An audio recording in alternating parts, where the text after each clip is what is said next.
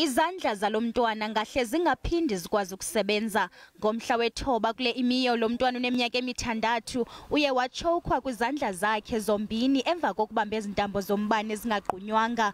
Kungoku nje akakwazi ukusebenzisa izandla zakhe kwaye ushiyeke enomothuko. He can't do anything for himself, and even at school he's not coping. He can't eat by himself, he can't go to toilet. Umasipala waseTshwane uthi uyaphanda ngalomba. Our colleagues only became aware of the media inquiry on the 24th. There has to be an investigation. First of all, if there was a formal complaint, there would have to be an investigation to determine if there was any electrocution, how did it occur. Umama womntwana umemelela umasipala ukuba agqume zonke iintambo zombane. They are neglecting their duties. So now you have seen they're just fixing their things after we report the danger.